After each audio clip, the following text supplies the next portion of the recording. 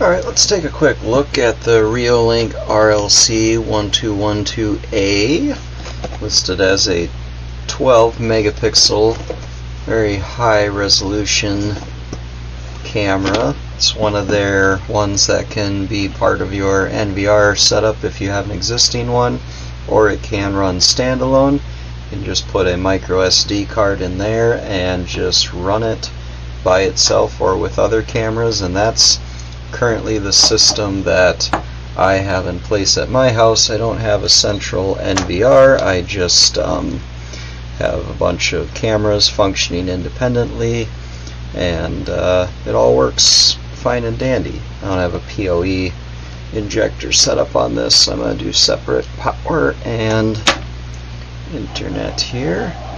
We'll fire this up, give it something to look at.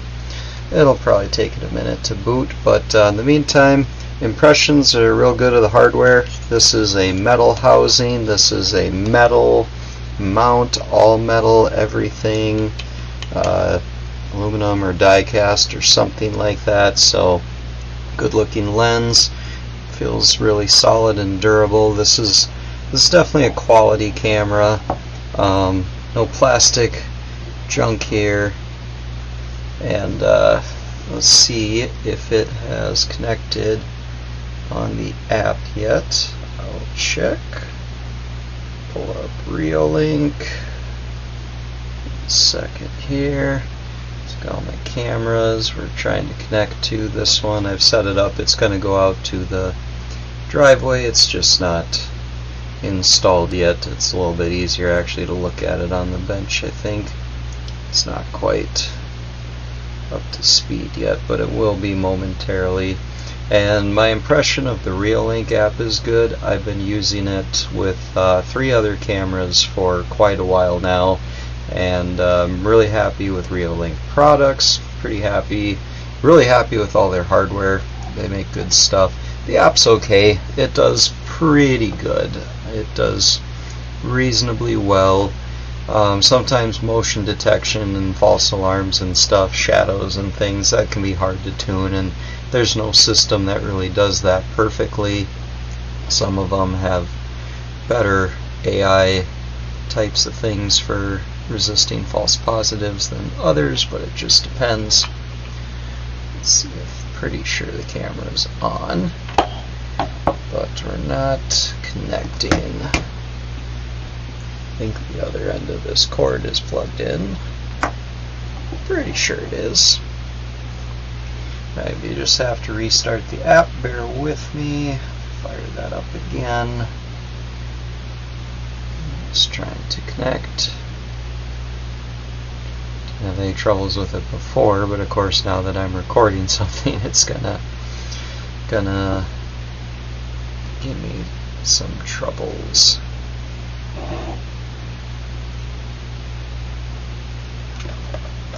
You know what? Well, the power strip is on. Oh, I'm having a power connectivity issue is what I'm having. What's up with that? A bad outlet over here?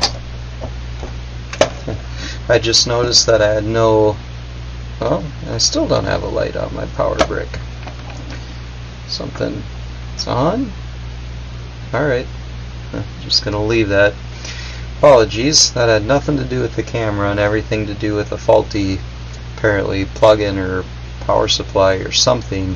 I will be using the power over Ethernet for this once it's on my garage, but I thought this was going to be the easier, faster way to go, and that didn't work out, but it should boot up and start working now. Pretty soon anyways. It's got to get connected and all that good stuff. There we go. Not so bad once the camera actually has power. The app is pretty good. It wants to do an update of the camera. That's pretty easy to do. You know, you can walk through. I guess that's too washed out for the camera, but updates are pretty easy. It's uploading right now. It says please don't cut the power. I guess that means I better not touch my power brick over there. That seems to be a little bit suspect, or the outlets are, or something. But you know, firmware updates and stuff like that are pretty easy, pretty automatic that way, which is appreciated.